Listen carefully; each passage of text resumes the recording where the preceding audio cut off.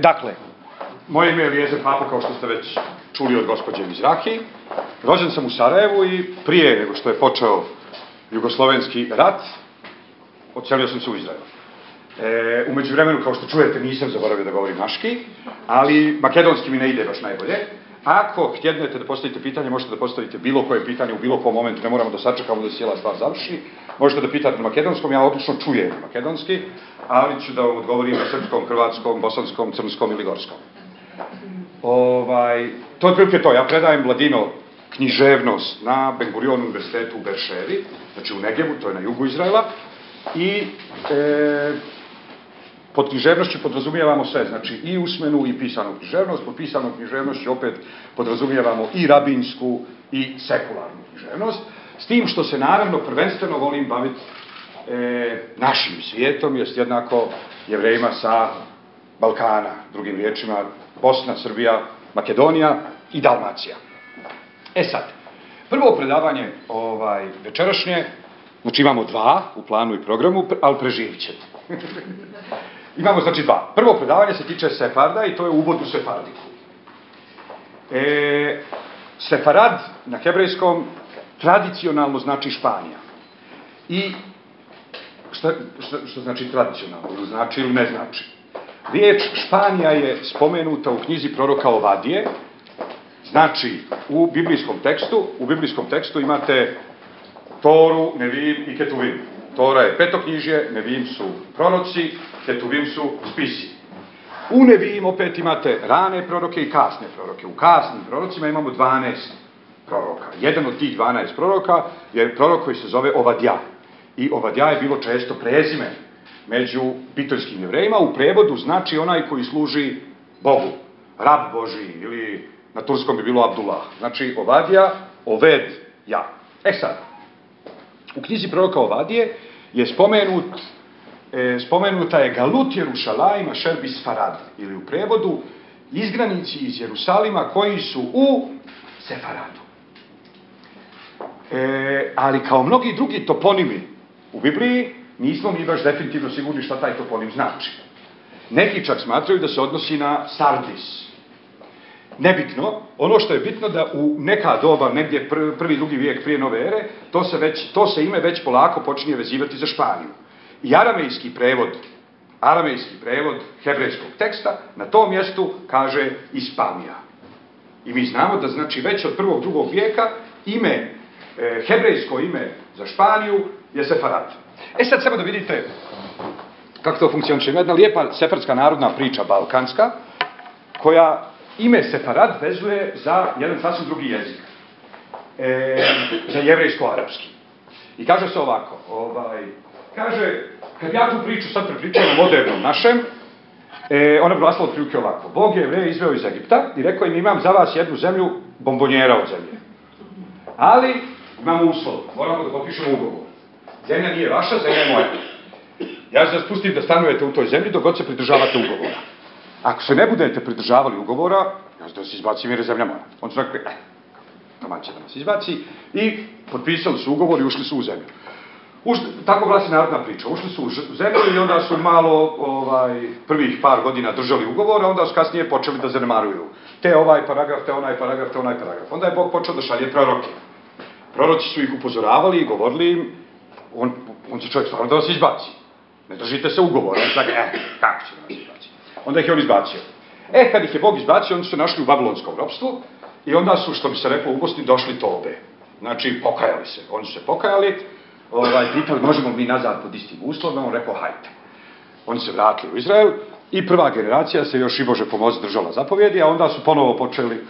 Onda im je Bog poslao proroke i rekao im je, ako se ne budete pridržavali ugovora, neću vas izbaciti u neku zemlju, odakle se kasnije možete vratiti lako, nego ću da vas razbacam do kraja svijeta. A oni su rekli, hajde da vidimo. I onda ih je, kaže Bog, rasijao po cijelom svijetu, dok Jevreji nisu došli u Španiju. Kad su stigli u Španiju, neko je rekao, kako je ono rekao da će da nas odbaci do kraja svijeta? A viš kaže kako je zgodno ovo mjesto, hajmo ga mi nazvat kraj svijeta. Saf Ard na arapskom. Saf, kraj, Ard, je planeta, Saf Ard, kraj planete. Sad to vam na jedan vrlo pitoreskan način svjedoči o tome koliko su se Jevreji u Španiji osjećali kod kuće. Jevreji su u Španiji, ima jedna divna priča, druga opet iz Sarajeva, koja pokazuje vrlo sličan mentalitet. Sefarska priča, kaže, Jevrej jedva skupio pare i otvorio dućan u čaršiji. I samo što je on otvorio dućan, dolazi u sinagogu i rabin priča kako dolazi Mesija i dolazi Mesija i dolazi Mesija. I Jevrej dođe kući i onako sav zamišljen. Sjedne, kaže mu žena, hoćeš večeru? Ne. Hoćeš kafu? Ne. Hoćeš nargilu? Ne. Pa šta ti je? Ništa. Pa šta ti je? Ništa. Pa hoćeš kafu? Kaže, Bosanac već drugi put neće kafu, to je malo čudno. I ona mu kaže, daj, pa reći šta ti je? Kaže on, znaš šta? Nismo imali ni prebijene pare. I sve je bilo u redu. I sad smo jedva otvorili radnju i sad kaže, rabin kaže, doći će Mesija. I odnosi nas u Izrael. Kaže, hajde bogat, ne skiraj se. Bog koji nas je spasio od Hamana, spasit će nas i od tog zlog Mesije. Haman je inače jevrejski arhineprijatelj, to je proto Hitler. Sad, vidimo da su Jevreji u Španiji se toliko dobro osjećali u Španiji da su izmislili narodnu priču koja je vrlo, kako bih to nazvao, znači to je jedna polemična priča. Ona dovodi u pitanje osnovni jevrejski narativ, a to je da Jevreji žive u dijaspori i da jedva čekaju da se vrate kući, samo ne mora sutra. Ok? Sad, naravno, to se nije dešavalo svugdje i vrlo često grupe koje su u dijaspori znaju i duboko osjećaju da su u dijaspori i zbog nipodaštavanja i getoizacije i svega što uz to ide, radije bi se vratili kući, premda tu kuću nikad u životu nisu vidjeli jer su oni 3., 5., 15. generacija tu negdje, ali okolina vrlo dobro zna da im stavi do znanja da nisu dobro došli. Sad, Jevreji su u Španiji živjeli to je komplikovana priča i nemamo dovoljno vremena da uđemo u sve moguće pore. Ali u svakom slučaju, znači, jevrejsko prisustvo u Španiji je 2000 godišnje. Jevreji su prisustvovali već u rimskoj Španiji. Kasnije, kad Španija prelazi na hrišćanstvo, prvi hrišćanski kraljevi Španije su bili arijanci. Znači, vjerovali su da Hrist nije Bog, nisu vjerovali da je Hrist Bog, nego su vjerovali da je Hrist prorok, Mesija, kog su Jevreji ubili, ok, ali nisu ubili Boga. Znači, nije postojala u njihovoj viziji svijeta, nije postojala optužba za teocid, optužba za bogoubistvo. Kasnije, arijanski kraljevi prelaze iz političkih razloga na klasično trinitarno hrišćansko vjerovanje, koje je do dana današnjeg zajedničko i katolicima i pravoslavcima, i kao direktna posljedica toga uvode se antisemitske mjere. Što znači da kad su muslimani krenuli u osvajanje Španije, Jevreji su jedva čekali da Španija bude osvojena, iz prostog razloga što je jednu vlast koja se prozlila prema Jevrejima, trebala da smijeni jedna vlast koja je imala duboko poštovanje za jevrejski monoteizam. Ali obrnuta situacija će da se ponovi koncem 15. Znači, tokom 15. vijeka, jer su islamski vladari postali netolerantni i Jevreji su počeli da doživljavaju rekonkvistu ili ponovno osvajanje Španije sa sjevera kao oslobođenje od islamske tiranije. Kao i na drugim prostorima, Osmansko carstvo, recimo, je u 16. i 17. vijeku i telenovela koju sad svi vjerovatno gledaju, je upravo iz tog nekog vremena kad je Osmansko carstvo na vrhuncu i kad je relativno lijepo, ugodno, prijatno i opušteno biti na prostorima Osmanskog carstva. Međutim, kasnije kad Osmansko carstvo počne da gubi teritorije, ono postaje sve, s jedne strane, sve netolerantnije i centralna vlast mora da čini ustupke lokalnim vlastima koji moraju valjda na nekom da se iživljavaju zato što su izgubili Beč i zato što su izgubili Unđuriju, odnosno današnju Mađarsku i tako dalje i tako dalje. A uz to, naravno, centralna vlast sve više slabiji, sve više mita. Isto to se desilo u onoj islamskoj Španiji, Jevreji su jedva čekali rekonkistu. Međutim, kad se rekonkista završila 1492. godine, Jevreji su protjerani. Znači, kad su Španci osvojili zadnje uporište islamsko u Španiji, u Andaluziji, drugim riječima grad Granadu, Jevreji su protjerani. Sad postavlja se pitanje zašto su oni protjerali Jevreje. Jevreji su za Španiju predstavljali unutrašnji problem.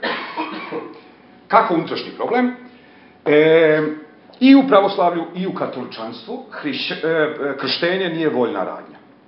Što znači krštenje nije voljna radnja? Recimo u protestantizmu, u različitim protestantskim denominacijama čovjek se krštava kad mu je 20, 25, 30, 35.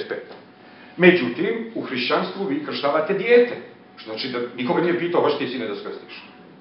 Znači krštenje nije voljna radnja. A od onog momenta kad je kršten, on jeste hrišćanin. Znači, kao što je dovoljno da mama donese bebu i ta beba je sad hrišćanin i bit će kažnjena ako se ne bude pridržavala hrišćanstva, tako vas bilo koji hrišćanin može pokrstiti i vi ste od tog momenta hrišćani, htjeli vi to ili ne. Zašto je to bitno? 1391. Znači u Španiji, u jeku rekonkiste i tako dalje, bili su relativno dobri odnosi između španske krune i jevrejske elite. Bili su čak vrlo dobri odnosi između španske crkve, elite španske crkve i jevrejske elite. Jer elita ide uz elitu i intelektualac iz Skoplja ima daleko više zajedničkog sa intelektualcem iz Beograda i intelektualcem iz Zagreba, nego što ima sa seljakom od Đevđelije.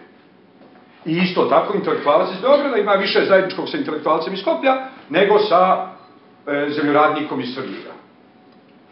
Isto je tako bilo i u Španiji, oni su svi međusobno posjećivali i tamo vamo. Međutim, bilo je narodno sveštenstvo, franciskanci, Franjevci, koji su potakli široke narodne mase u toku Semana Santa, u toku strasne sedmice.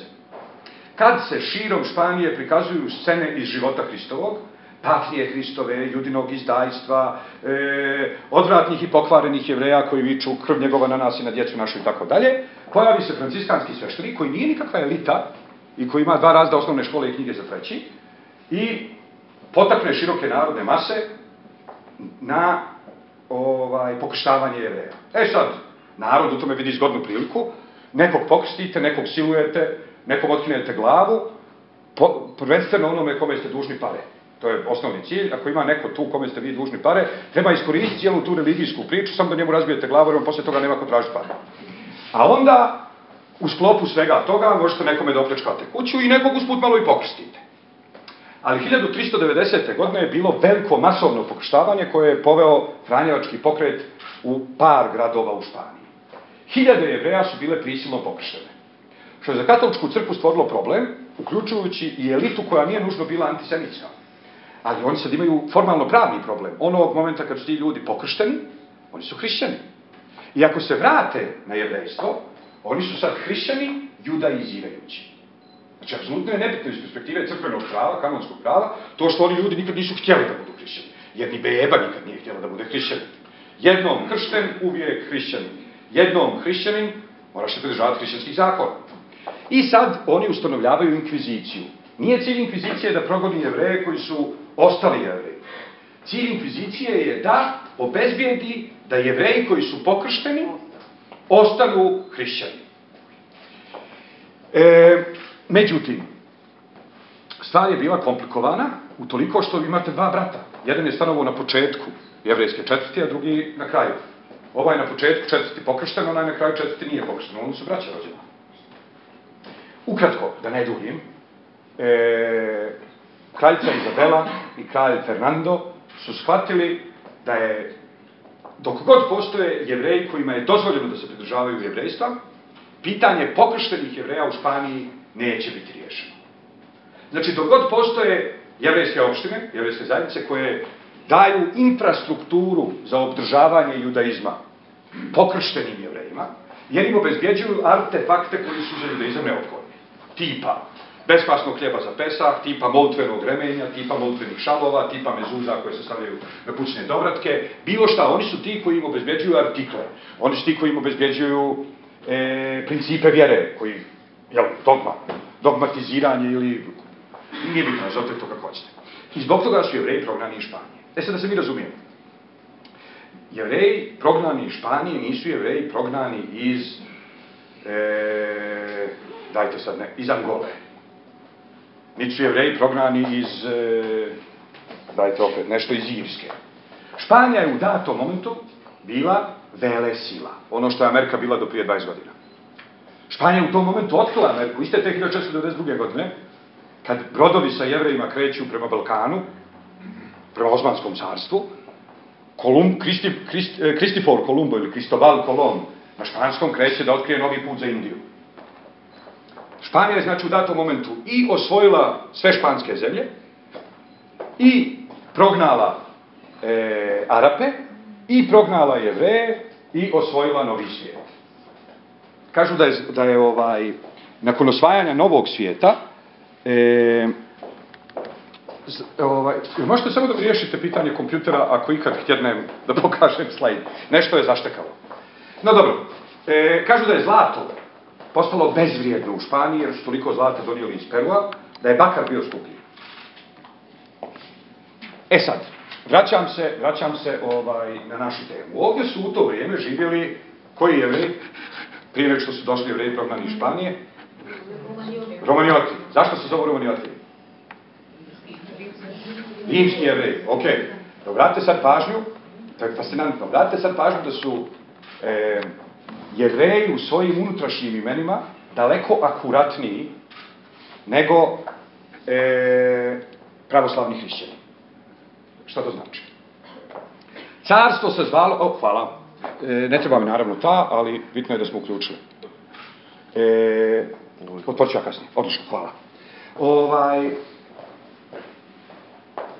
Carstvo se zvalo Romanija, Rumeja. Otkud uopšte ime Bizantija?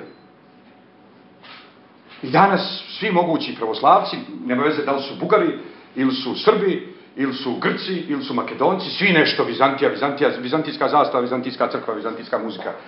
Gdje je ta Vizantija? Nema Vizantija. Uopšte nikad Vizantija nije postala. Nikad niko nije čuo za Vizantiju. Nema Vizantije. Da odete sad u Vizantiju, prvo nemate gdje da odete, a drugo da nađete, slučajno da izrovite, recimo bio je neki vizantijski Walt Disney, pa su ga zaledili. Da nađete tog Walt Disneya, da ga probudite i da mu kažete jesi li ti Vizantinac, on vas brijedo gledao. Vizantiju su izmislili Nijemci. Carstvo se zvalo Romanija ili Rumeja, otud i planina Romanija u Sarajevu i otud jevrejsko ime Romanijoti. Kaže, ko su Romanijoti? Vizantijski Jevreji. Pa kad su vizantijski Jevreji, što se me zovu Vizantijoti? Nek se zovu Romanijoti. Zovu se Romanijoti zato što znaju o čemu pričaju. Carstvo je Romanija, a oni su Romanijoti. Sad, kako je došlo do Vizantije? Pošto Nijemci, kako onda, tako sad, imaju ideju o svetom rimskom njemačkom carstvu. Onda su njemački istoričari pošto poto htjeli da Heilige Römischer Deutscher Reich, sveti njemački rimski Reich, bude jedini direktni nastavljač Rima. Ako bi, ne daj Bože, priznala njemačka historiografija da carstvo uopšte nije propalo jer je ostala Vizantija do 1400 i koje, jel? Onda bi sve priče o germanskom rajhu pale u vodu. Sad, pošto Germani treba da budu jedini nasljednici Rima, jer je carstvo palo, koje je carstvo palo? Poluzapadno rimsko carstvo je onako bilo bezvrijedno. Dobro, ja sam malo pretjerujem, ali to je naš balkanski specijalitet. Sad, dobro, propalo je znači zapadno rimsko carstvo, istočno nikad. Mislim, još 1000 godina nije propalo. Divno. Izmisle oni ime Bizantija. To je kao kad bi sad recimo bili strašno slovenski opredjeljeni, pa vam strašno išla Amerika na živce, pa odlučite i izdate direktivu da u svim makedonskim medijima se više ne smije koristiti termin Sjedinjene Američke Države, nego država Manhattan. To je otprilike to. Jer Bizantija je ono što je Manhattan za Sjedinjene Američke Države, to je Vizantion za Rumejsko carstvo, ukratko ništa. Jedno brdašce pod kog se razvio grad. Dobro, ovdje su znači živjeli Jevreji Romanijoti. Ali dešava se jedna fascinantna stvar koja se vrlo rijetko dešava u istoriji, a to je da dolazi grupa izgranika i u roku od 100 godina asimiluje lokalne Jevreje. Vi biste očekivali da dođu Jevreji iz Španije, nasele se na Balkanu i romanijotizuju se. Međutim, to se nije desilo. Zašto se nije desilo? Iz nekoliko razloga. Prvi razlog sastoji se u činjenici da Jevreji nisu došli u Vizantiju. nego su došli u Osmansko carstvo, što znači da je Bizantija već u to vrijeme, kad su Jevreji stigli 1492. 3. Bizantija je već razorena i pokorena. Što znači da grčki jezik više nije vladajući jezik. Koji je jezik vladajući? Nijedan. Što znači nijedan jezik nije vladajući? Turski i grčki su za administraciju, arapski je za islamsku religiju, i drugim riječima to je bila jedna imperija. To nije bilo jedno nacionalno carstvo u kome se sve ostale nacije podređuju. Ne.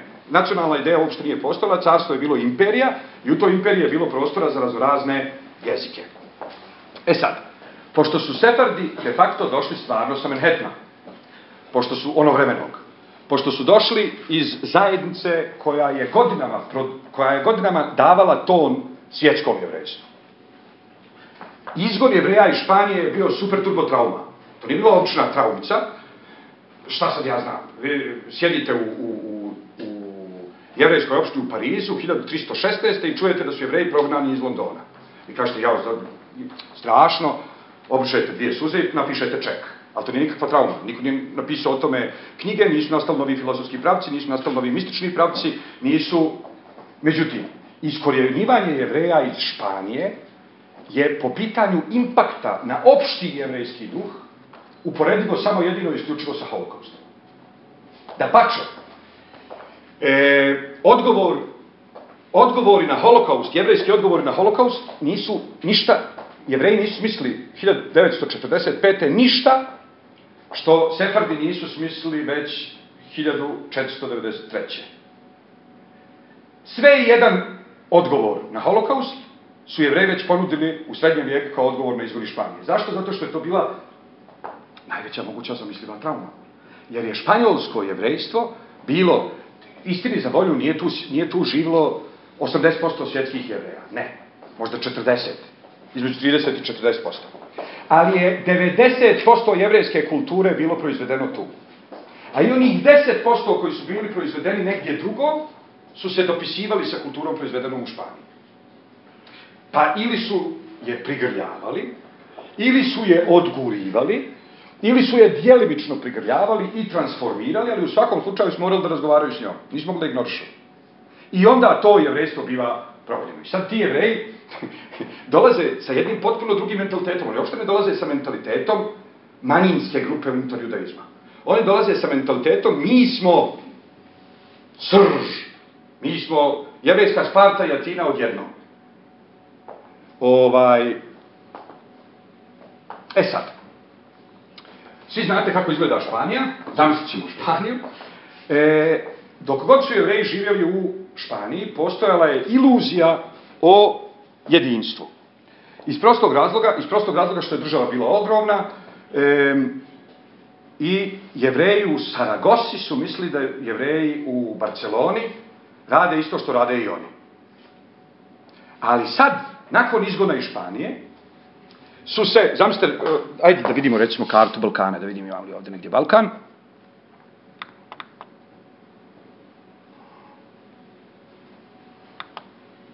Ok. Znači, nisu se Jevreji doselili na takav način da su sad lupam. Svi Jevreji iz Barcelone prešli u Split. Svi Jevreji iz Toleda u Dubrovnik, svi Jevreji iz Saragose u Istanbul i svi Jevreji iz Granade u Solun. U tom slučaju bi oni naravno mogli da nastave iluziju kako su oni svi isti. Ali sudbina je htjela, odnosno logika stvari je htjela, da se u Dubrovniku nađu jedni do drugih Jevreji iz Barcelone, Jevreji iz Toleda, Jevreji iz Granade. I oni zapravo shvate koliko su različiti. Svi govore različite dijalekte, svi drže subotu na potpuno različite načine i svi naravno misle da su samo oni u pravu. I tad se zapravo kao odgovor na izgon javlja čitav niz projekata jevrejskih. Prvi projekat, cionizam. Don je u dana si, čuveni Duka od Naksusa, tako se obično zove, sa idejom da se Jevreji vrate u Izrael. Ali ne da dolaze babe i dede da umru u Izraelu, u svetoj zemlji, u svetom zraku i budu pokopani u svetom grobu, nego da dolaze mladi ljudi koji će da se izdržavaju svojim radom, drugim riječima, cionizam. Ali prvi začeci cionizma kao političkog pokreta su odgovor na izgori Španije. Druga stvar, Spinoza. To je fascinantno. Evropljani su super turbo stručnjaci da stvari razdvoje od svega i onda neko možda napiše doktorat o lijevom oku žutih mrava u toku seksualnog odnosa sa crnim mravima, ali on se ne obavezuje da kaže bilo što o mravima. On je isključivo stručnjak za lijevo oko žutih mrava kad opšte, i isključivo dok opšte, samo sa crnim. Tako se i ovo sa Spinozom vrlo često prenebreže, da je Spinoza direktni produkt jedine zajednice u Evropi kojoj je hrišćanska Evropa smetala. Hrišćanska Evropa nije smetala hrišćanima. Kad ste hrišćanin, hrišćanstvo vam ne smeta, čak i kad je malo blentavo, vi ga prenebregnete. Kao što jevrejima ne smeta jevrejstvo, jer kad je malo blentavo, vi zanemarite. Kao što muslimanima ne smeta islam i tako dalje. Šta to znači? Recimo, u Izraelu vrlo često ljudi kukaju kako nema građanskog braka, nego je brak jerski. I drvlje i kamenje. I onda vi kažete, čekajte, to tako što je Bog htio, ili je to tako što je Mojsije htio, ili je to tako zato što je sekularni parlament države Izrael, u kome su sekularni većina htio. Onda sam blijedo gledaju, a vi kažete, ne. Većini naroda u Izraelu odgovara da rabinat kontroliše da ne bude previše međunacionalnih brakova. Sad, nijedna sekularna država ne može reći, ne dozvoljavamo međunacionalne brakove. Ta bi država iste sekunde bila proglašena super turbofašističkom. Međutim, vi možete reći, kod nas ne postoji građanski brak, što znači da su za brakove zadužene vjerske zajednice. A onda čovjek povede svoju curu, on je jevrej, povede muslimanku i dođu kod rabina, kaže rabin, nisam zadužen za to, sam zadužen da vjenčavam jevreje. Oni kod imama, nam kaže, ti sine preći na islam, kaže neću, nisam ni ja zadužen za to. Ukratko, država znači, je direktno, sekularna većina je direktno zainteresovana da rabinat kontroliše stepen postojanja međunacionalnih brakova. Od divnu krasno, nema problema. To znači, ukratko, da jevreji imaju da izam ne smeta. Sad, ni hrišćanima hrišćanstvo ne smeta. Razna ograničenja, koja neko ko nije hrišćanin i doživio Bog zna kako teško, su hrišćanima su normalno. Ima jedna grupa u Evropi kojoj je stalo do razdvajanja crkve i države. A to je grupa koja je prisiljena da uđe u hrišćanstvo, a u hrišćanstvu nikad nije dobila status jednakih. To su prisilno pokršteni jevreji Španije. I sad oni intenzivno razmišljaju šta je rješenje. To razmišljanje počinje već 1492. godine. Jedan čuveni španski rabin, Ribi Salamon ibn Verga, znači, ne može se u stvari prevesti, Salamon ibn Verga je jevrijsko-špansko prezime, jevrijsko-špansko-arapsko prezime.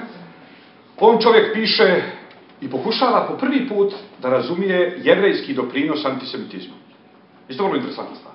On čovjek kaže, ako nas mrze, mora da postoji razlog. Ako postoji razlog, onda su 40, 50, 60, 70% tog razloga oni. Ali smo 10, 20, 30, 40% tog razloga mi. I on već tad, 1493. godine, pokušava da razumije, kao moderni sociolog, antropolog, pokušava da razumije jevrejsko-hrišćanske odnose. On kaže da je rješenje da se država ne petlja u vjerske stvari. On još uvijek ne govori o pojedincu, godina je tek 1493. On ne govori o državi svih građana. On kaže ovako, sad ću vam ispričati priču koju on ima jednu jako lijepu priču, koja se pojavljuje kao motiv na par mjesta, što znači da mu je to de facto osnovno naravoučenije njegovog djela, je upravo to. Ono što on hoće da utubi ljudima u glavu, kako bi se lijepo na narodnom jeziku reklo, je upravo to.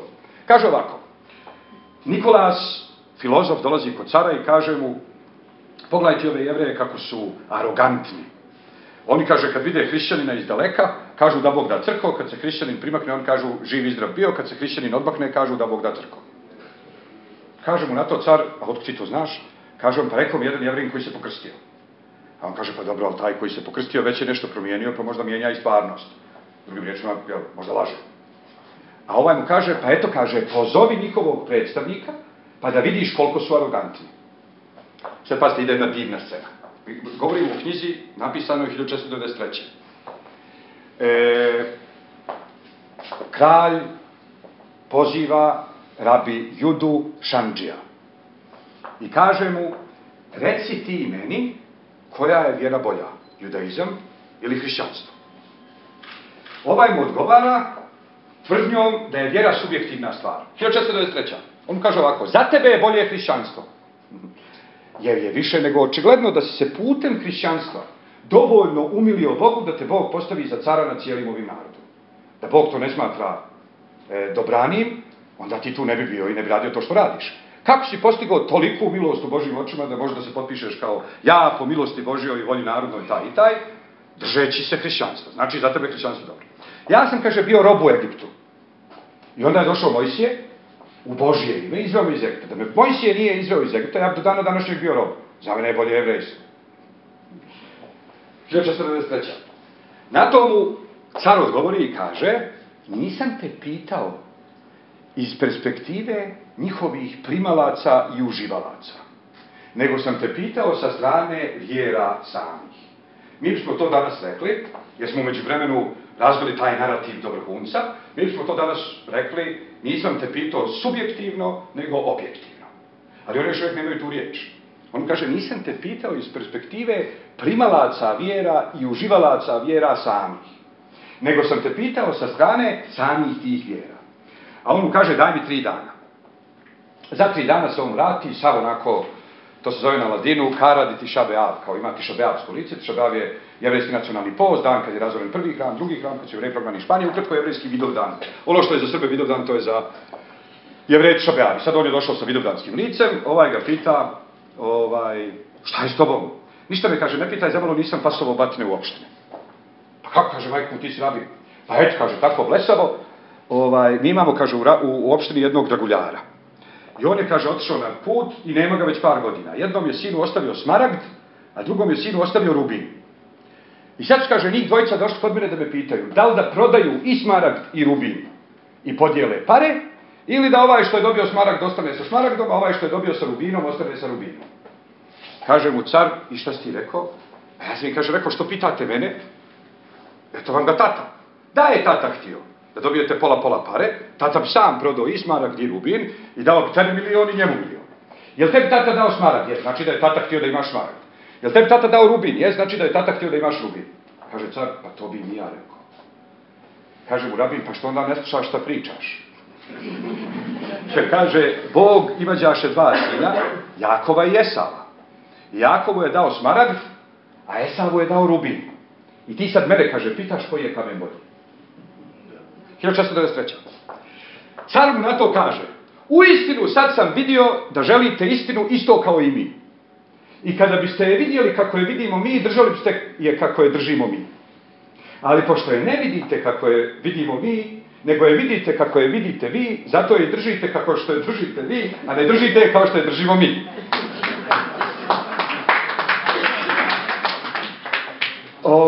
Sad, znači imate već jevrejskog mislioca Ravina, koji govori o potrebi razdvajanja političkog i vjerskog. Država, iz perspektive Salomona Ibn Berge, država treba da kupi pare za struju, vodu, da obezbjeđuje odvoženje smeća i da kažnjava one koji maltretiraju druge. A to, da li ja jedem šarana jaja ili jednobojna jaja za ovaj ili za onaj praznik, to je unutar grupna stvar koja državu uopšte ne treba da zanima. To nije vezano za poreze, nije vezano za javni moral, nije vezano za krivično pravo. Šta te briga? Sad vidite, to šta te briga je Spinoza doveo do vrhunca, ali Spinoza to nikad ne bi napravio da nije bio jevrej. Ne zbog toga što su jevreji super turbo obdareni da prave ne znam šta, nego zato što se našao u situaciji u kojoj ga neko maltretira hrišćanstvom i on dolazi do zaključka da je najbolje rješenje za sviju, počeo od njega, da niko nikog ne maltretira. Ali to možda, do tog zaključka možda dođe samo neko ko je maltretiran. Onaj koji maltretira misli da je maltretman baš lijepa stvar. I imam jednu komšinicu u Sarajevu koja kaže, ja sam, kaže, brate, tolerantna. nek svak radi šta hoće, samo nek mene puste na miru, a ove što se zamotavaju, ja bi to sve popila. Šta bilo da nisu tolerantna. Tako se otprilike i u onovremenom svijetu zvučala tolerancija. Ja sam tolerantan prema sebi, a mnogo manje prema vama. Sad, Jevreji znači dolaze na Balkan.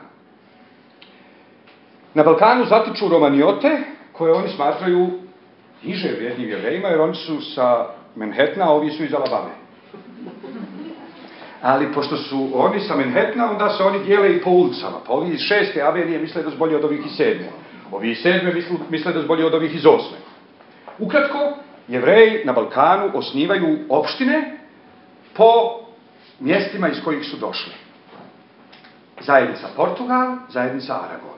Ovdje u Skoplju, imate divnu, u rabinskoj responsi, toplo preporučujem, znači kogod još uvijek ne poznaje knjigu Ženi Lebel, Plima Josjeka, koja govori o Jevrejima Vardarske Makedonije, toplo preporučujem da se upoznate s knjigom, to je vaša istorija, bez obzira na to da li ste Makedonci Jevreji, ili ste Makedonci pravoslavci, ili ste Makedonci muslimani, to je vaša istorija. Između ostalog, u toj knjizi lijep postoji, da su bile dvije zajednice, jedna je, čini mi se, bila Portugal, druga Aragon, Portugal je izgorio. A Hazan, znači predmolitelj Aragona, se bio zakleo da neće nikad kročiti nogom u onu drugu zajednicu. I sad je problem što je ta druga zajednica izgorila. A on se obavezao da neće u nju nogom kročiti. A znači on se obavezao da neće nogom kročiti u drugu zajednicu. I onda njegova zajednica izgori. I sad se on obraća rabinima u Solunu. I kaže, šta radim? Ja imam zavjetovao sam se da neću ući, a s druge strane sad je to jedina sinagoga. I sad, cijeli jevrejski svijet, ide breaking news i tako dalje. Zašto? Zato što, kaže, Jevrej jedini preživio brodolom Titanika. I to se zove jevrejska verzija Rabi Zenon Crusoe. Znači, Jevrej preživi jedini na ostrvu.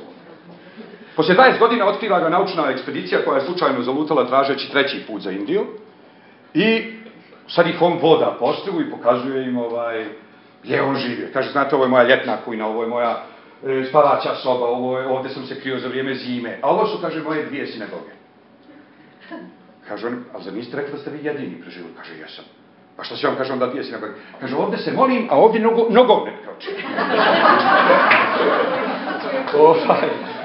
Sad, u principu, vrlo često vam je, da biste se odredili, potreban onaj drugi. To je ono što Njegoš kaže, drumovi će poželjeti Turaka, ali Turaka niđe biti neće, jer Crnogorci imaju krizu identiteta čim nema Turaka. Jer nemaju šta raditi.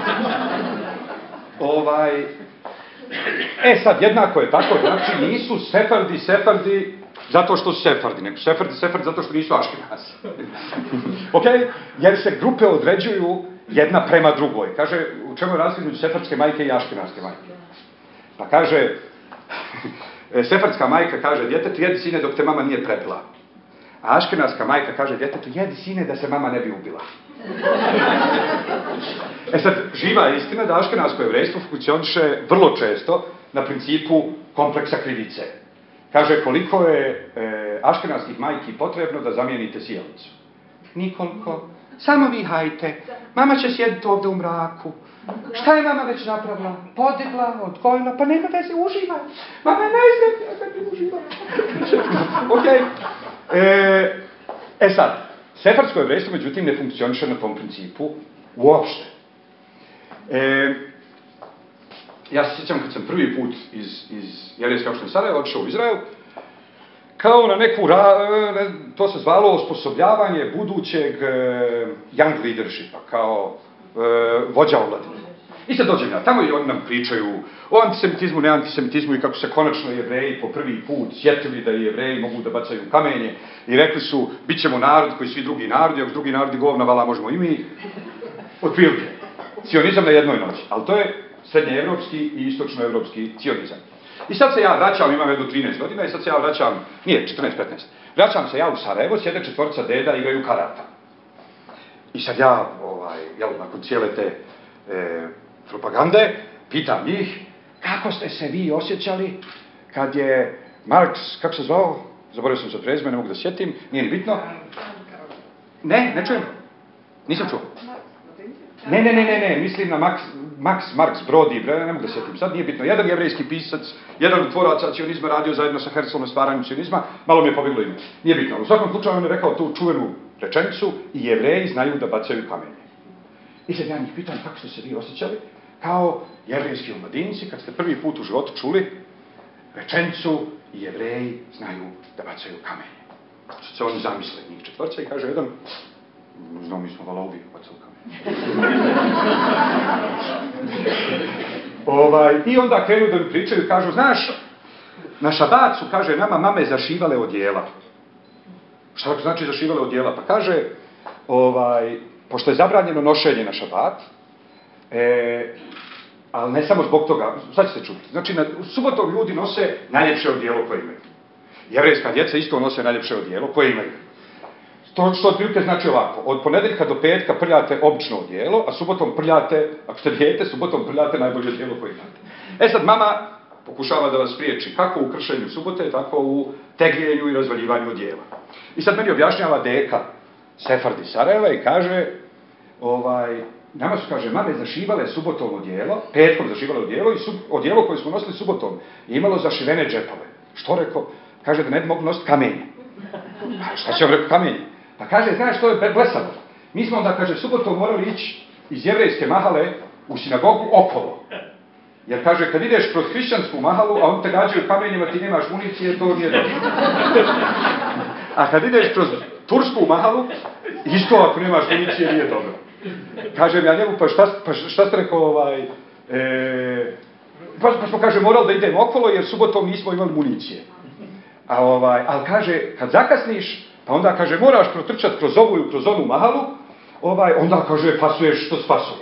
Kažem ja, i šta onda? Pa ništa, kaže, onda prvo hrišćansko dijete, ili prvo tursko dijete koje prođe kroz jevrejsku mahalu, mi ga, kaže, bombardujemo. Kažem ja, pa, ali on nema veze, kaže, nema veze, pa on hrišćan.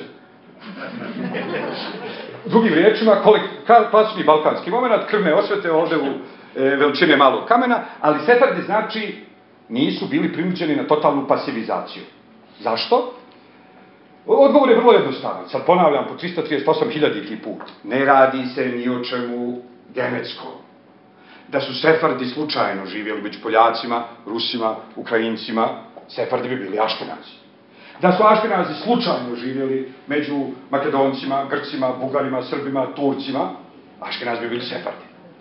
To ko ste, kako narod lijepo kaže, reci mi s kim si, reći ti ko si. Znači da je sefardski mentalitet onaj mentalitet koji je formiran ovde, u kontaktu sa ovdašnjim svijetom.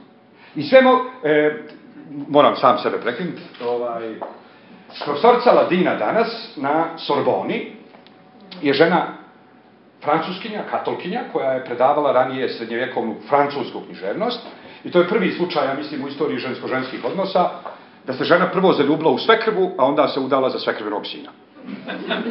O čemu se radi? Ona je žena bila lingvista, istraživač srednjevjekovne francuske književnosti, putuje brodom u Istanbulu, onaj brod koji putuje sa Hisari tvrđave na Rumeli tvrđavu, i Bakuta, jedna fina bakića sefarkinja iz Istanbula, sjedi i drobi na Ladinu. I ova kaže, sad ja, kaže, gledam i upijam. I u to, kaže, mi pristanemo i dođe njen sin po nju, i nije ni sin bio loš.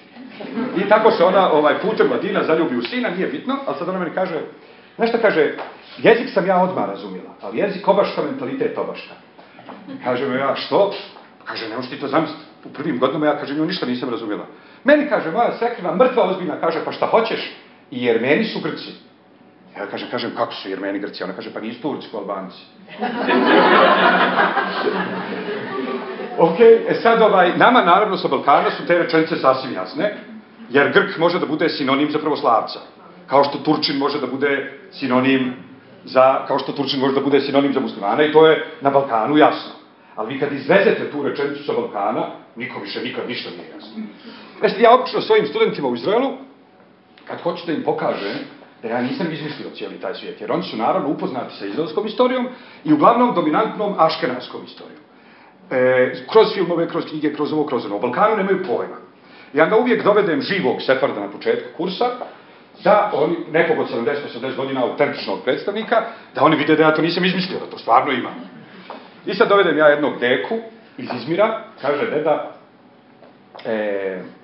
ma nismo mi, kaže, kod kuće uopšte toliko govorili ladino, jer ja sam, kaže, moji su bili bogati, pa smo mi, kaže, stanovali na periferiji Izmira, u vilama. I većina naših komšija su, kaže, bili muslimani, i ja sam, kaže, govorio turski do 6. I kad sam, kaže, krenuo u Alijansi Israelitu Universel, francusku jevrejsku školu, onda sam, kaže, govorio ladino, pazite sad, onda sam, kad sam krenuo u Alijansi Israelitu Universel, onda sam govorio ladino sa turskim naglaskom, pa su me svi zvali Grk. I sad gledaju ga izraelski studenti koji apsolutno ne kapiraju ništa i kaže mu jedan, zvali su vas Turčin. On kaže, Bože, zvali su me Grk.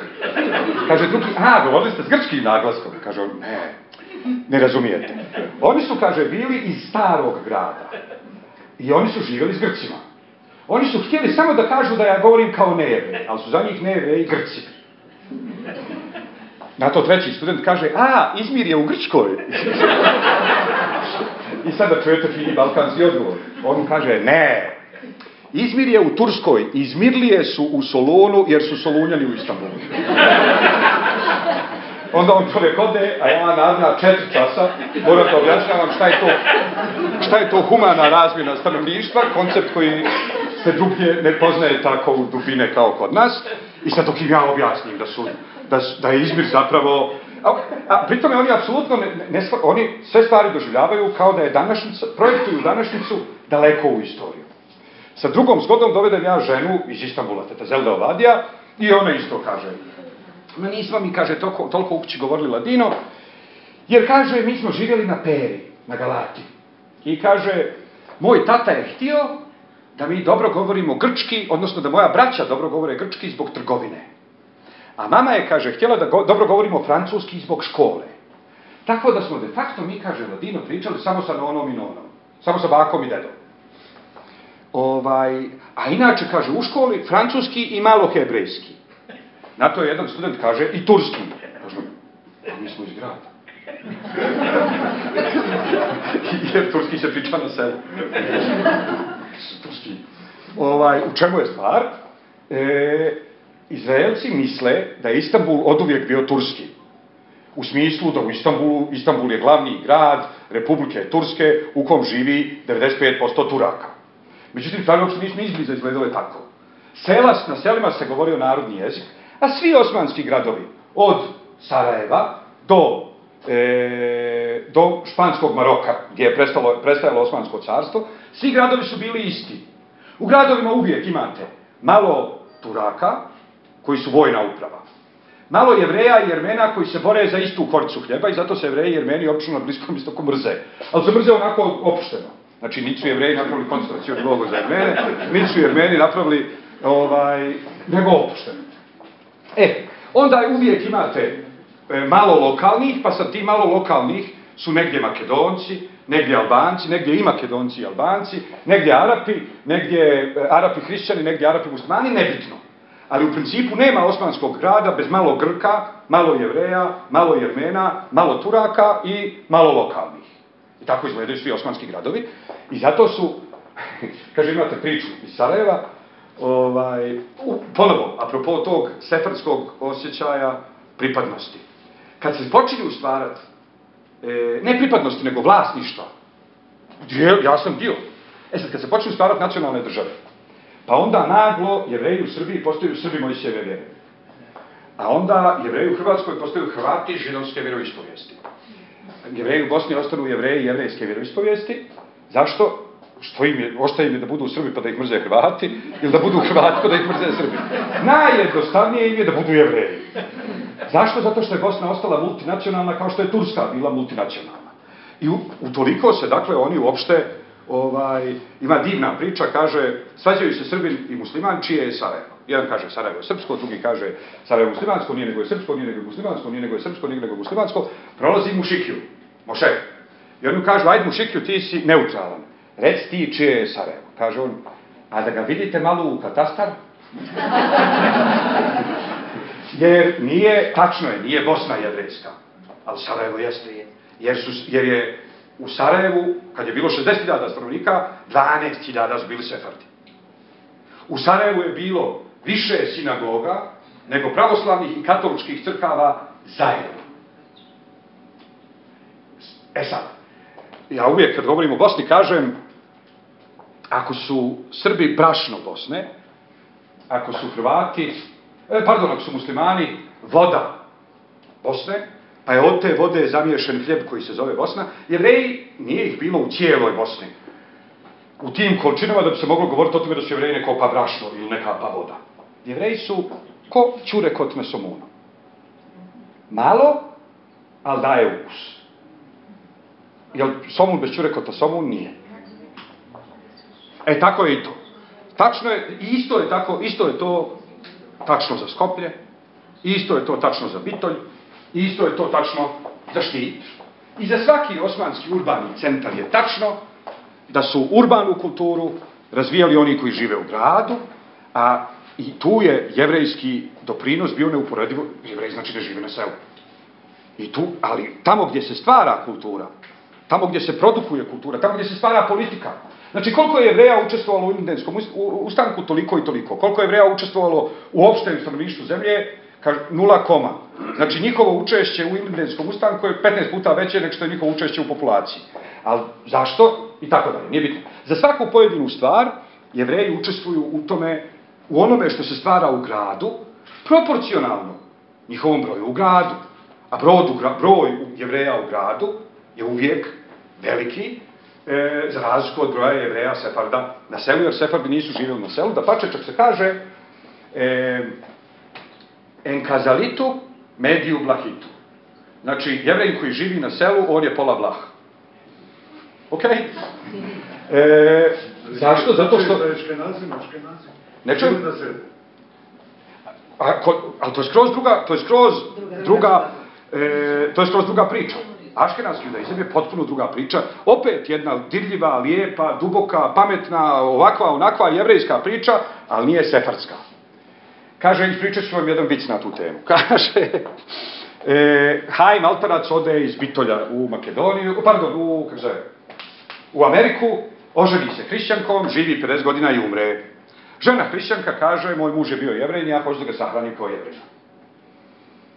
Zove jevrejsku opštinu telefon, međutim u jevrejskim opštinama ne piše opis opštine, sve se opštine zovu prozaično, tipa Davidov štit, Avramov štit, Vižitarlos Dolientes, jel posjeta bolesnim i tako dalje.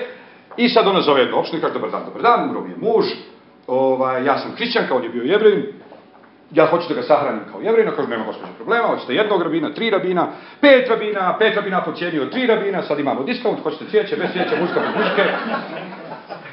Sve se oni dogovore. Na kraju on čovjek kaže, kako se zvao vaš muž? Kaže ona, Haim Altarac. Kaže, on je bio Sefard. Znate, mi smo, kaže, hasidska zajednica i mi sahranjujemo haside. To je pokret unutar aškenazskog judaizma. Kažu, dobro, ništa, hvala. Zove drugu opštinu i sad opet cijela priča, i koliko rabina, i koliko muzike, i na kraju sve dogovore i on kaže, kako se zvao vaš muž? Haim Altarac. Kaže, mi smo litvačka zajednica i tako 10 zajednica. 11. zajednicu ona zove, opet sve utanače i kažu, dobro, gospođo, sve smo se dogovorili, doviđenja.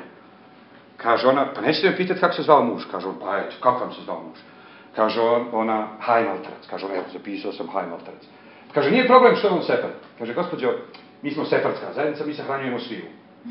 Sefarde zbog obaveze, Aškenaze zbog zadovoljstva.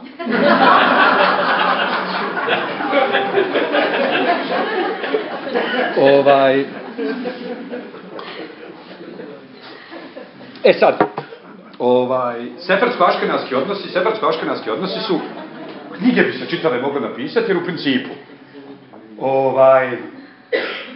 postoji naravno opšta jevrejska uzajamnost i solidarnost. I ako su Aškenazi progonjeni, Sefarde boli, ako su Sefardi progonjeni, Aškenazi boli.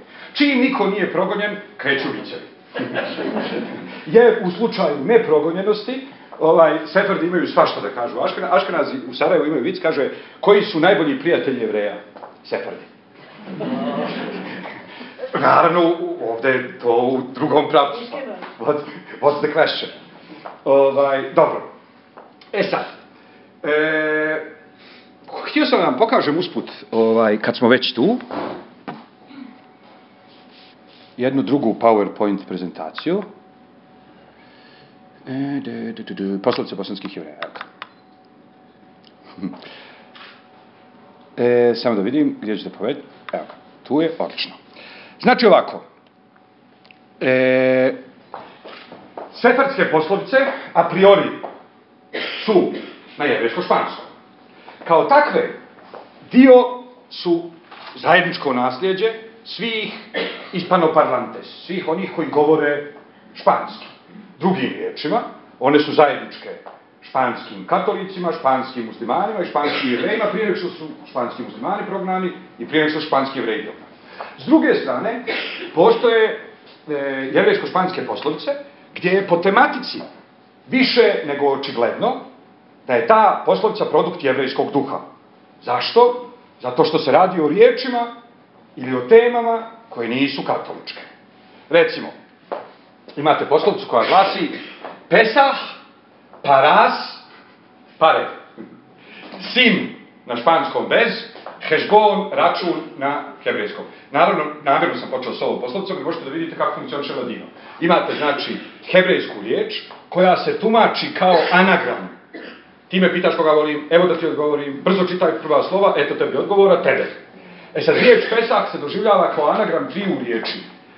Tursko-grčke riječi paras, španske riječi sin i hebrejske riječi hešbon. U prevodu znači trošak bez računa. Na Pesah je praznik koji najviše košta. Nije bitno sad zašto ovo nije uvodni kurs u judaizam. Sad. Kako smo skočili već do ovde? Evo ga ovako. Jevrejska tematika, da. Druga stvar, da. Recimo, kaže de mucho amen kaje el talet. Talet je molitveni ogrtač. Ova poslovica, molitveni šal, ova poslovica de facto kaže da čim je neko pretjerano pobožan, to ukazuje na to da skriva nešto treće. Recimo, primjera radi, muž vam nikad u životu nije donio bombonjeru i onda jedno večer dođe i kuca na vrata i donosi bombonjeru, a vi kažete, jes bio? Jer vam je jasno da to nije bez veze. Tako i ovo. Ko se previše drma u molitvi, njemu spada molitveni šal i otkrije se nešto što je skrivao. Ali zašto sam ovo naveo ovdje? Talet. Talet je hebrejska riječ, tako se označava molitveni šal i znači više nego očigledno da tu poslovicu nisu mogli smisliti katolici. Ili dispues de Purim platikos. Purim je jevrejski praznik, na taj praznik se šalje košara sa poklonima, jestivim i pictvenim poklonima. I kad neko fuli vrijeme i recimo lupam, vi ste ga pitali gdje su makaze, on vam za 2 dana donese makaze, vi završili ste s tom pričom. To se zove, da, kao što bi se na srpskom reklo, kasno Janko na Kosovo stiže, tako i ovo. Dispues de Purim platikos znači poslije Purima purimski poklon. Opet, riječ Purim je hebrejska riječ, znači ne radi se o katoličkoj poslovici. Sad, obratite ovdje pažnju, opet isti sefardski nonšalantni osmansko-balkanski odnos prema religiji. I al-haham debašo del džube jale se alevanta. I hahamu ispod džubeta se diže. Ok? Sad, obratite pažnju, tematika je španska, tematika je jevrejska, poslovica je na španskom, ali već imate i tursku riječ. Znači, sefardi su izašavši iz Španije, nastavili na Balkanu da stvaraju nove poslovice. Ali ova poslovica je, kad god nekome prigovorite da nešto nije bilo dovoljno pobožno, on vam drugim riječima kaže, ajde, bogati i popovi su ljudi. Jel? I to je ko da piše i popu se ispod mantije diže. Idemo dalje. Imate sličnu. I el haham la teva jera. Opet, imate dvije hebrejske riječi, znači čisto je jevrejska poslovica, formulisana je na španskom i tako dalje. Ovdje imate divno, kaže, ni Purim fjesta, ni frius hazimura. Niti je Purim kakav praznik, niti je prehlada kakav bolest. Ali opet je, znači, jevrejska tematika. Ali sad hoćete da se primaknemo malo. Nije Purim svaki dan, dobro? Dobro, to sve možemo da. Evo ga.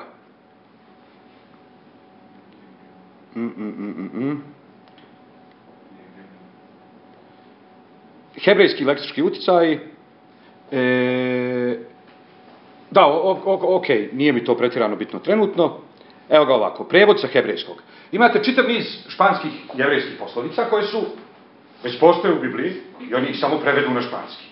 Ali to znači nisu opšte španske poslovice, nego su hebrejske, jevrejske poslovice na španski samo prevedene. Tipa, a baša skalon i toma mužer, a suve skalon i toma amigo. Siđi basamak i oženi se. Popni se basamak i nađi prijatelja. Zašto? Ako se oženiš ženom koja je, to je tradicionalna, patrijarkalna, muška poslovica koja otprilike hoće da kaže, ako se oženiš ženom čija su braća i otac bogatiji i učeniji od tebe, onda ćeš se čitav život osjećati ko kreten. Jer će čitav život će se tako odnositi prema tebi. Zato oženi se nekom gdje će cijela njena porodica gledati u tebe ko u Boga.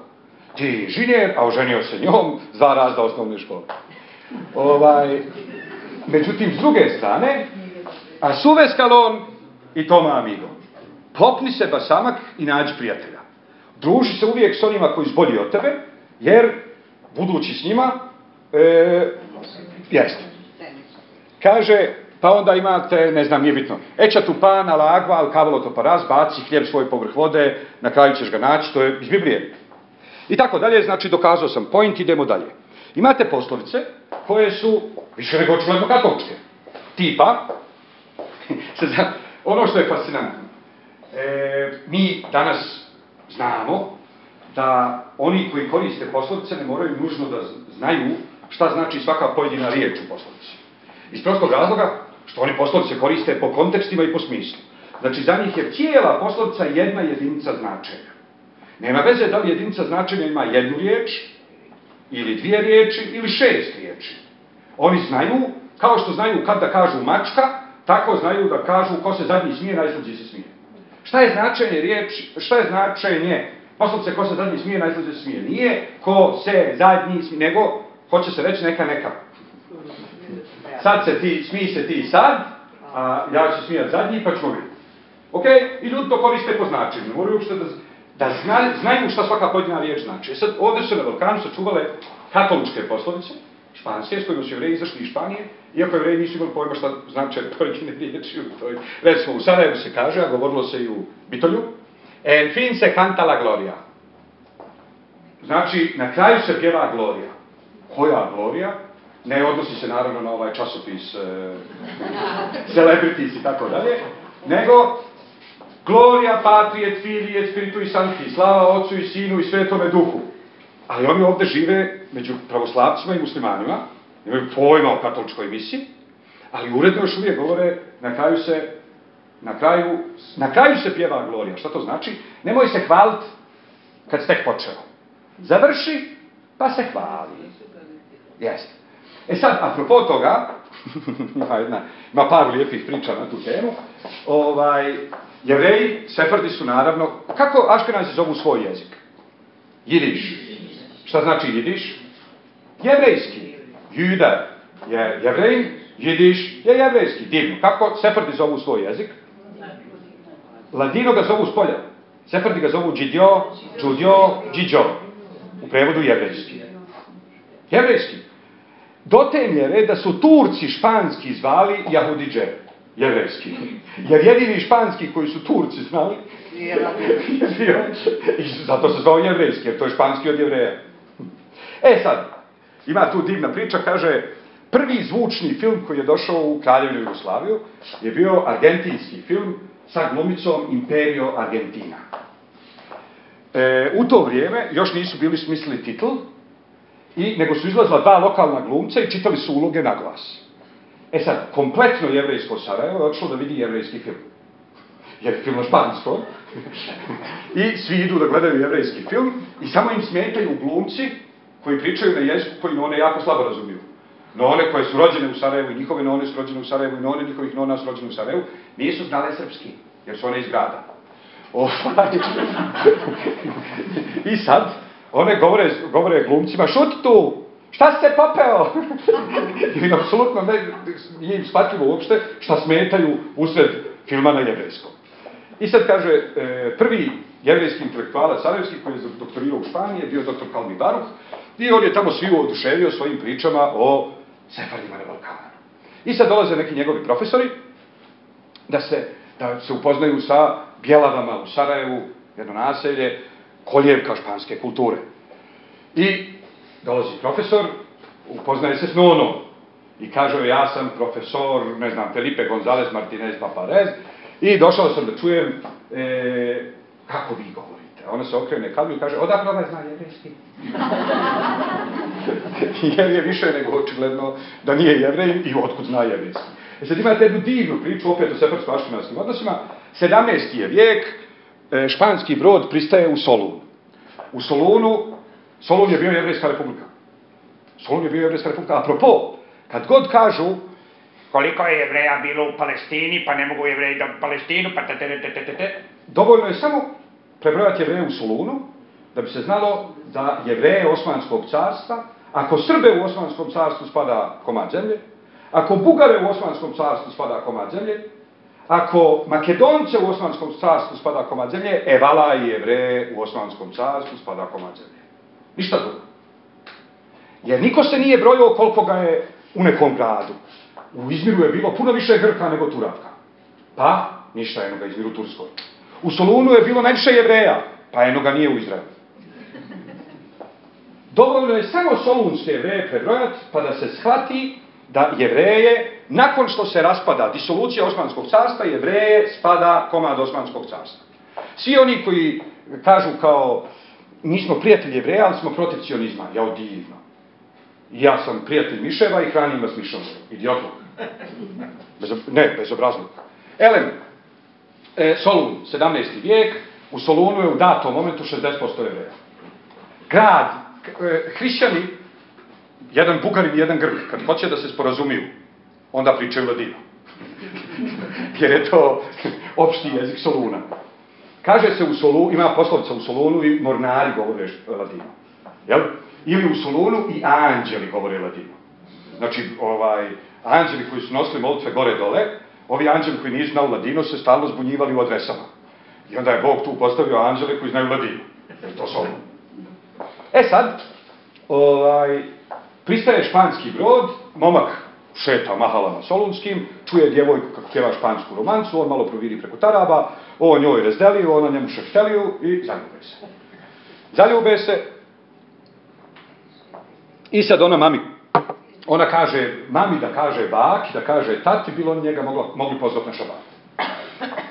Pozovu on njega na šabat i sad ulicu tata, budući, ide da se žali rabinu. Kaže, došao nam je sinoć na šabat jedan momak, un diamanti a flamanti, jedan kaže svjetleći dijamanti, ali kaže duduk za sve što ima veze s judaizmom. U čemu god smo pričali, sve zna. Jer ja, kaže nešto, perašata šavuat, to je kao sebično čitanje Tore. Kiduš, bilo što, on kaže, gleda kotela. Kaže mu, rabin, pa možda je hrišćanin. Kaže, ne može biti, pa zna jevrejski. Objasni rabin ocu i kaže, znaš, ima mnogo hrišćana koji govore jevrejski, zovu se Španci. I dobro, nema veze. Otac naravno dođe kući i kaže, nikad više neš izaći tim, jer u to vrijeme se vjere nisu međusobno ženile. E sad, ona djevojka izađe na zaoglas jer je malo načeta. Izlazila je s drugom vjerom. Jel ko Emina i Aleksa Šantić i no dobro. Kaže, i sad dolazi neka aškenaska porodica u Solun i otac od ove djevojke brzo da je utrpi prije što su i oni već čuli da je ona načeta, oni brzo obave zaruke i ona se udaje za sina tog aškenaskog trgovca. I sad svadba je, i svi plešu i pjevaju i sve, a ona sjedi i sva snuždena. Dolazi sin i kaže, ona mama šta ti je, pa najstarija unuka kad se udaje, a vidi tebe kakav si. Kaže, da sam juče umrla. Onom lijepom jevrejnu je nisi htio dat, a ovom švabi hoće.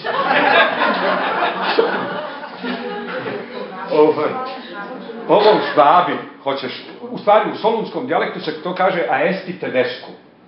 Ali nema tedesku u srpskom i makedonskom. U prevodu bi bilo, a ovom švabi hoćeš. E sad, hoću da vam pokažem još malo. Da, ovo sam htio. Ovo je divno. Kaže, izaći od Pilata i ući kod Iroda. Salir de Pilatos entraren Herodes. I one u Sarajevu to uredno govorile. Drugim riječima to hoće da kaže, od jedne nevolje u drugu nevolju. Zašto? Zato što je Hrist došao kod Pilata, Pilat mu rekao smrtna kazna, on odšao kod Iroda, Irod mu rekao, znaš šta, smrtna kazna. Kak je fajt isto od se fata. Dobro, kad se hoće reći iz jednog zla u drugo, kaže se, dobro, i onda Nona kaže, salir de Pilatos entraren Herodes. A vi kažete, Nono, ko je to Pilatos? Ona kaže, nemam pojma. A ko je to Herodes? A to je, kaže, ona robna kuća u Londonu. Apsolutno, znači, nemaju pojma, ali uredno koriste. Zašto? Zato što se jedna poslovica koristi kao cluster of meaning, se to stručno zove. Dobro, špansko-katoličke i to smo, znači, ubili. Idemo dalje.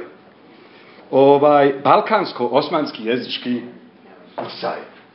Ovdje ima divnih. Kaže, aremedijate con lo tuyo, no seas mutlač ninguno. Mutlač je naravno turski. U prevodu znači, zadovolji se s onim što imaš i ne budi ničiji prosjak. Ili, buenas noches ti uhaim, muču karabalika na frente. Dobroveče čikahajme, mnogo vam je karabalika na čelu. Karabalik je na turskom briga. Muka. Vidite ovo, kaže, caros untados caminan i buenas samaras cayentan. U prevodu, podmazani točkovi putuju, a dobri ogrtači od samurovine griju. I to se zove samaras, stara španska riječ. Ili, kata a la mazga, mazga je naravno mazga, kata a la mazga, para morde un patron, veži magare zbog gospodara. Ne zbog magareta, ali veže, dobro. Ili kaže, en el punto de la nariz le creció un panariz. Panariz je čir. Na vrhu nosa skočio mu čir. Ali, sad, zašto posegnuti ovdje za riječ, za turskom riječju? Zato što se nariz i panariz rimuju. La nauča antes del caballo. Nauča, opet na turskom, potkovice brže od konja. Longe de mi un palmo, makar a mi hermano. Makar. Jave de oro, abre cada dolap. Zlatan ključ svaki dolap otvara. Nole abasta ni hazne del rey. Kaže, nije mu dovoljna ni carska hazna. Sad, hoću da vam ispričam jednu baš bitoljsku priču. Samo da čujete, naravno ne mogu je ispričati na ladinu jer većina ne razumije i to nam oduzelo vremena. Ja ću je ispričati na srpskom. Džoha. Džoha je jevrejski nastradin hođa. Ok? Džoha je, kad su svi pametni, on je glup, kad su svi glupi, on je pametan. Bitno je da je mimo svijet. I sad Džoha je, kaže, si quedó huérfano di padri i di madri, Džoha je ostao siročan. I padla ga jedna nona. Nona koji svaka nona htjela je da ga vidi vjenčanog. I kaže, stalno mu je donosila raznorazne predloge. A on je stalno, kaže, nalazio mane. Te ona je visoka kominare, te ona je niska kosač, te ona je glupa, onoj se otac objesio, onoj se majka bacila s balkona, nijedna ne valja. Na kraju mu kaže nona, id, kaže, našla sam ti jednu, kaže, divnu djevojku, id baci oko. Se svidi, ne svidi se nikom ništa. Al buen intendidor, pocas palabras, se kaže u Bitolju. Onom ko dobro razumije, dovoljno je malo riječi. Džoha ode u mesaru, kupi 2 oka, ode kod djevojke, djevojka sjedi u avliji, u subotnjem dijelu, on baci oko. Ona se raspoče, on otiči kod none i kaže, ne znam, kaže, šta je, komu un panariz? Ona je kočir. Što kaže kočir? Pa kaže, ja bacio oko na nju, ona se rasplakala. Pa što se kaže, rasplakala? Kaže, zbog krvi. Koje kaže krvi? Pa od oka. Pa ko kaže oka? Pa od krave. Pa koje kaže krave? Pa šta se kaže, ti htjela da ja svoje iskopam? Sad čekajte, ali nije to gotovo. Da vidite kako, to je bilo u vrijeme kad nije bilo svih ovih Sulejmana i Rokselana i šta ja znam, i priče traju. Kaže, ona njemu, budalo jedna glupa, to je figura. I kaže, sad i reći joj, neću da mi plačeš, hoćeš da budeš zadovoljna, ja ću ti ispričat par šala. Kaže on, važi. Ode on tamo, oni svi sjede na podu. To je znak da su u žalosti. Neko je umro, pa se sjedi na podu. On uđe, kaže, neću da mi plačeš, dođi vam da ti ja ispričam par viceva. Ide se otac nade, da mu zekne šamara, on pobjegne, dođe kod one, kaže, ne znam ja, kaže, koji mi je đavo, ja došao taman onako da im ispričam viceve, kad diže se, kaže, spoda otac, kaže, ono, pa šta sjede na podu, nije neko umro 300 dimi, teško meni. Kaže, jes, no ono. Pa budalo, kaže, ako im je ono umro, trebao si reći, el ki seja duvađi, on nek bude dovađija za vas, drugim riječima, on nek se ne moli na nebu. El ki seja duvađi, Vuzdešola Bojana vida, ostavio vam je dobar život. Elki sena kapara, ovo nek bude žrtva prinešena na vas. Kaže on, pa što nisi rekla? Sačka on par dana, ode tamo, a kod njih panderus, znači defovi, igra se, rodio im se unuk. A on uđe s vrata i kaže, on nek se moli pred prestoljem Božijim, ostavio vam je dobar život, u to majka Vlade nanula u čelo, on pobjegne kod None, kaže, ja stvarno ne znam što ti mene šalješ, oni hoće da me ubiju. Kaže, Nona, šta je bilo? Kaže, on ja došao, oni plešu, kaže, Nona, pa šta imaju neku radost? Aha, kaže, rodio im se unuk, pa šta kaže ti jedan rekao? Pa tako i tako, kaže, Nona, gdje ćeš to? Trebao se, kaže, već. Che ti engrandeska, che ti infloreska, grande che ti seja. Nek ti kaže naraste, nek ti procvjeta, a veliki nek ti bude. Kaže on, što mi odmah nisi rekla. I zatuči se, jel, kod Vlade, a otac od Vlade sjedi u dvorištu i nikomu tumor ne čak. A on dolazi i kaže, da Bog dać procvjeto, da Bog dać veliki bio. Opet parmak da ga ganja, pobjegne ispriča Noni cijelu priču, kaže Nona, ako si ga vidio, kaže da mu je tumor na čelu. Trebao si mu reći, ki ti se seki, ki ti se morči, ki ti kajgat, ki golube jasmas. Nek se osuši, nek ti otpadne, da Bog da ga ne vidi. Kaže on, dođu. Ode, tamo ovaj čovjek taman sadi dudove u Avliji i on dođe i kaže, nek ti se osuši, nek ti otpadne, da Bog da ga ne vidio. Opet za njim poteci, ne bi ga prebio. Opet on kod None ispriča Noni cijelu stvar, kaže Nona, ako si ga vidio bolan da sadi dudove. Trebao si mu, kaže, reći, muču kit salda, kuntuzmanus kilukomas. Da Bog da ti puno izašlo i svojim ga rukama lijepo. Kaže on, sad ću. I poteče brzo, što bi se rekao u Bosni, a otac od Vlade taman ušao u klozet. A on ide za njim i viče, muču kit salda, nek ti mnogo izađe svojim rukama da ga jedeš.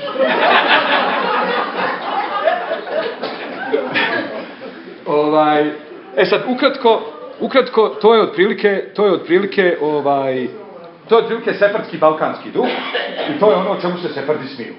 Najbolji način da upoznate jedan narod je da shvatite šta im je smiješno. Sad, većina ovdje prisutnih nisu Jevreji, ali svi su se smijali. Što znači da je ovo naš opšti zajednički humor, koji može da bude ispričan na španskom, ili na makedonskom, ili na srpskom, ili na turskom, ali se mi svi smijemo, jer ga svi prepoznajemo. Svima nam je apsolutno jasno o čemu se radi, a ja kad ovu priču pričam, recimo, poljskim Jevrejima, oni se smiju svaki treći put. Ali pola stvari niti im je jasno, a ako im je jasno, nije im nužno smiješno. S druge strane, oni pričaju vic, kaže ovako, kaže, dva američka Jevreja, kaže jedan, slušajte vic, vozi se, kaže, baba Jevrejka podzemnom željeznicom. I svi se počnu smijeti, što ja skrete, naravno, nisam dio tog miljeja, ja uopšte ne znam da se jevrejske babe u Americi ne voze podzemnom željeznicom i da je to već samo po sebi vic. I ne treba, ovo nema nastavka. Uopšte nije, ne treba nikakav nastavak, jer to je drugi socijalni milje. Sad, hoću samo da vidite, nisam stigao da napravim posebno predavanje vezano baš za Makedoniju. Imam ovdje par poslovica koje su nastale u Bosni. Recimo, kad neko glup kaže nešto pametno, onda mu se svi prisutni okrenu i kažu, pa nije ni travnik najmanje mjesto. Tu što se na ladinu kaže, ni travnik noez mas minimo lugar. To je kad mudrost izađe odkud je niste očekivali. Kao recimo nešto pametno iz travnika. Ili, quantos pare mama, tantos kere tata. Koliko mama rodi, toliko tata voli. Ovo je, obratite pažnju ovdje, kaže Mežores, ječma de tu civdad, que no trigo de civdada žena. Bolje ječam iz tvojeg grada, nego pšenica iz tuđeg grada. I al rey le sabe el peškeš ser estimado. I kralj voli poklone. Al peškeš, sad, to je na turskom, ali zašto ja tvrdim da je ovo nastalo na slovenskom govornom području? I al rey le sabe, i kralju zna poklon biti drag. To je sintaksa naša. Kako poklon može znati? Jel? Ali, i kaže, i bolest zna biti dobra. Kako bolest ne zna? Ali u slovenskim jezicima se kaže, ok. Ili recimo, se encantó Janino en medio del camino. Lijepo se zaibretio nasred puta. Uraditi nešto lijepo,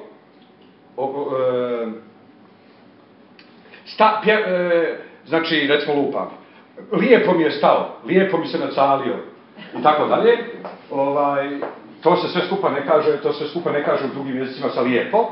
U slovenskim se jezicima, znači u slovenskim, u balkansko-slovenskim jezicima se kaže sa lijepo i otud je ušlo. Do te mjere da kad u ladinu neko malo previše miješa domaće riječi, onda mu drugi govornici ladina kažu ne miješaj iz tuđih riječi. Nemoj da miješaš tuđe riječi. Ili mu se kaže, što isto kod, kaže čitjendu las novinas si bistreja il A zašto? Zato što ljudi obično nisu posizali za srpskim ili za makedonskim riječima, osim ako nisu se pravili pametni i citirali novine. I sad, on, znači kad bi pričao o nečemu o čemu on inače zna da priča, koristio bi španske riječi, pošto je to malo prije pročitao u Klozetu u novinama, i sad se pravi jako pametan, ali mu sve upadaju makedonske riječi, jer mu sve upadaju srpske riječi, jer je pročitao u novinama, onda mu neko kaže, znamo mi bilo da to nisi ti, pročitao u novinama, čitjendu las novinas, čitajući novine, si bistreja, se bistri, il čitajući novine, bistri se Dobro. Samo da vidim. Htio sam da vam pokažem još par stvari koje imaju, kaže, dok je rekao leblebija, sad, obratite pažnju, ovo je meni jako lijepo. Sefardi ne znaju reći leblebija. Zašto? Zato što leb u makedonskom ide odlično. Svako malo kažete leba masti, leba putera, leba aleve paprike i leb ide fino. Ali u ladinu L i B se pravi inverzija. Pa od lebija dobijemo bilbizis. Bilbizis su leblebije. Kaže, asta ki tišu bilbizes se serojel čarši. Dok je rekao leblebija, zatvorila se čaršija. Ok, to je sefarska poslovica koja se odnosi na nekog smotano. Znate onaj vic kad kaže izlazi Jevrejin sa zgrade televizije, prilazi drugi Jevrejin i kaže šta je bilo? Gdje si ti bio? Ma evo išao sam na ovaj konkurs za spikere.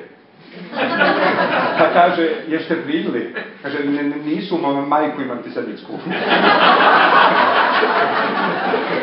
Sad, kad neko tako dobrano smotan, cijela stvar je u tome dok je on rekao leblebija, potle se zatvorila čaršija. Sad ima čitav niz stvari koje se de facto ispričat ću vam još to i onda smo, ovo prvo predavanje treba da privodim kraju. Kaže ovako, u sefardskoj porodici nema veze da li je to Štit, Bitolj, Skoplje, Solun. Neke su stvari opšte poznate do te mjere da ne morate više pričati cijelu priču. Kažete samo point priče i svi znaju. A neke stvari toliko poznate da je dovoljno da kažete i svi znaju o čemu se radi. Sad, šta znači ovo u sefardskoj kući? To mama kaže kad je tata strašno ljut jer je napravio glupost za koju je ona prije 3 mjeseca rekla da je glupa. Ali on je pametan i insistirao je da to obavi do kraja i sad tronda po kući, a ona ne smije da mu kaže, jer on je patrijarhalni muškarac, ona ne smije da mu kaže, budalo jedna glupa, ja sam rekla. A ona samo slavodobitno hoda po kući i govori djeci ovako. Sad šta znači to ovako? Kaže, Džoha je bio dembel. Nije volio da radi. Jedan dan mu dođe žena i kaže, ne moraš da radiš. Uzmi, kaže, čemane, sjed na groblje. Kad nekog budu se hranjivali, malo sviraj, daći ti koji dinar, djeca moraju jesti. I Džoha ode na groblje, ko zađevala taj dan niko ne umre, Džoha počne svirat malo, kad dođe Vuk. Kaže mu Vuk, hajde, nastavi, sad ovaj svira. Kaže, svira još. Sad ovaj svira. Sviraj, kaže, još malo. Ovaj svira, kaže Vuk, znaš šta, veliki si mi Hato učinio, odavno se nisam ovako opustio. Vidiš, kaže, gdje onaj dud, ispod duda ima čup zlata. I on se zaleti iz kopa, donese kući čup zlata, kaže žena, Ja, Dino, ovo sad ne moraš uopšte više da radiš, kaže on me, dobro, ali otiću ja istro. Ode on istro, ponovo sjedne sa Ćemanetom, dođe Vuk, ponovo Vuk počne da pleše, ovaj svira, Vuk pleše, ovaj svira, Vuk pleše, kaže Vuk, baš sam se danas isplesao, ma nisam, ne pamtim. Vidiš, kaže, onaj kamen ispod kamena imaš čup srebra. I ovaj ode, iskopa čup srebra, donese ga kući, kaže, žena više nemoj ići. Kaže, čup srebra, nemoj ići, svaki dan. Kaže ona, nemoj bolan izazivati sudbinu. Dobio zlato, dobio srebro, nema više. Kaže on, rudnik da ostavim. Kaže ona, rad što hoćeš. Dođe on sutra, svira na Ćemane, dođe Vuk i gleda ga. Sad on svira, kaže Vuk, slušaj, niti mi se sluša, niti mi se pleše, ali sam gladan. Kaže, poješite svakako. Ali za Hator, za ona 2 dana što smo onako lijepo pomogao mi da se opustim, reci mi odakle hoćeš da te pojede. A on mu kaže, kome me de la urižika, ki nosim tija mi mužirika. Jedi me od duha jer nisam slušao ženu. Do dana današnjeg je u seferskim kućama to ostao, kad tata galami, što je glup, onda mama djeci govori, jedi me od duha što nisam slušao ženu. Hvala vam. Nastavljamo za pola sata.